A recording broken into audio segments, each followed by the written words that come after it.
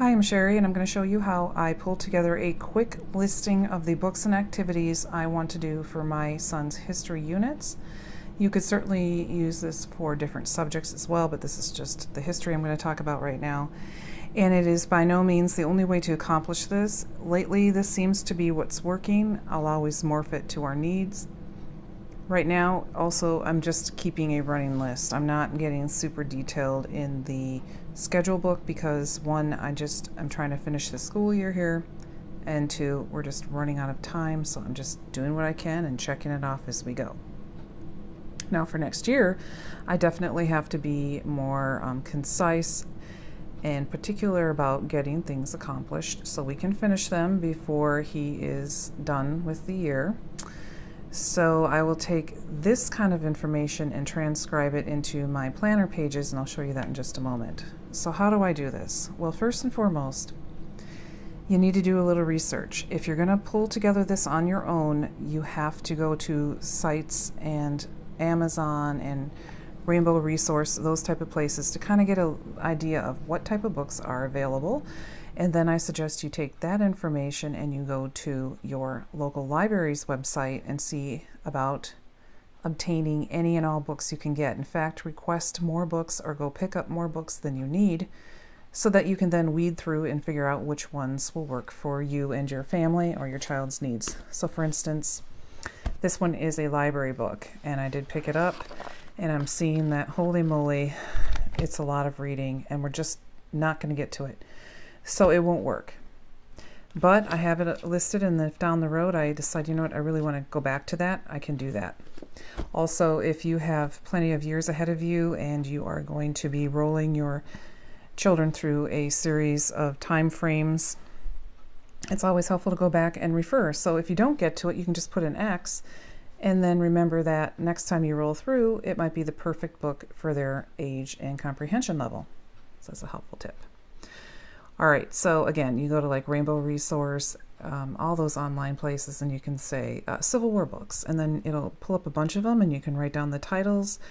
And then go to Amazon, maybe you can read some reviews and see if it's what you're looking for, and then go to your library and get as many as you can. And if there's something that you see that you really, really want, then just buy it. But if you don't have the finances, or you don't want to spend that kind of money on the books, especially if you only have one or two students rolling through, then I say use your library as best as you can, or pick them up super cheap used. All right, so for example, when I was doing the medieval history, I literally wrote down, I put the time frames so I knew when, we were doing stuff. I put the time frames and the books, just wrote them all out. And then I had them so that when the time came, I could go through and really be more specific in which ones I wanted to get, or I had, or I needed to buy. So that's a tip.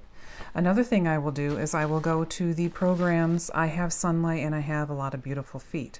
So I just copy off the pages so I can write and scribble on them. This one is from an older Beautiful Feet guide, and then she just listed some other books for the higher level, and I just go through there and check off what we have or what we haven't covered or whatever, and then I have that for reference. This is from my Sunlight, and then I can go ahead and check off what ones I want to cover, what ones they suggest, things like that, and then I know some more ideas. And then once I have it all listed like I've shown you, I will transcribe them onto some type of schedule. This is just one I hurried up and made for the end of the school year here. Right now I'm only keeping track of the Bible and the history. The rest of the stuff is pretty mundane and I can figure it out as we go, but this was a little more specific, hence the reason I needed these sections. So we're doing Abe Lincoln and Mr. Lincoln's Drummer, and then I wrote down the days and the pages I wanted him to read.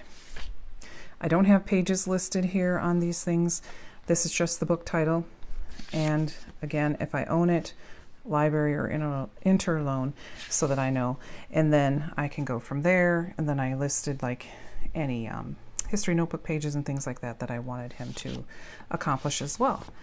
I also have another version of that where this is just a quick mock-up Here is Mr. Lincoln's drummer, and I've listed the pages. I should have counted because this really should have gone in a larger section, and then I listed when he read those pages, I wanted him to do this particular coloring page, and I could also say another activity over here and what have you. So basically you're just doing this, and then I could hand this to him and say, do this, check it off as you go. Or I could have that as my schedule. And then again, I could write it all in on this type of layout as well. All right, so there's the pre-revolutionary. Now here is the Pirates unit that we did, and I'll put the link up for the video on this. And so this was just a quick couple-week unit study, and I just wrote a few of the books that I wanted to read, the projects, notebooking, any additional notes, and I also put target date on there. I didn't finish it, but I mean, I know we got it done in 3 weeks' time, and now I have a record of what we did. So this is the way to do it. I am using the Create 365 pages, the larger size that comes with 20 of the lined and 20 of the graph. I prefer the graph, but when I run out, I'll use the lined as well, just to get my money's worth. And you can get these fairly cheap through several places. Michael's is a big one, and you can use coupons to save money. And then when I'm done, I just stick it in my guidebook and I use it.